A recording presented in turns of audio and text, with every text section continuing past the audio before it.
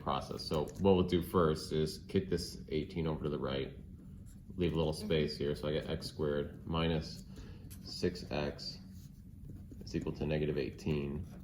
And then again, this is what I'm checking, b over 2 squared is equal to, so b is 6 again, right? So I get 6 over 2, I say again because that's what it was in the last problem, it won't always be 6, but 6 over 2 is 3, squared is 9.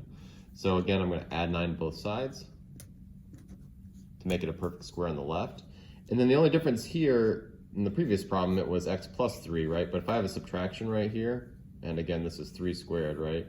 So if I have a subtraction, then it's going to be x minus 3. And if you didn't, intuit that or pick up on the pattern for that, then yeah, you could just use the magic x and you figure out that it had to be x minus 3.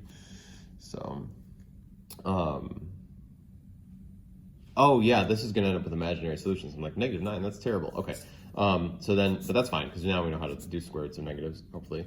And so we'll square root both sides and plus or minus because it's the square root of a variable. So I get this, x minus 3 equals plus or minus, and then the square root of negative 9. Well, that's going to be I times the square root of 9 because it's the square root of a negative.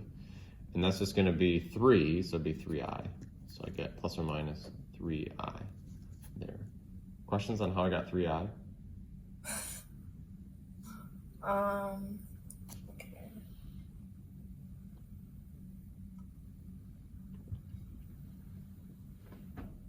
I did that problem really weird. Let me just finish it out here real quick. So then the last thing is, because we're almost done, so I'll add 3 to both sides.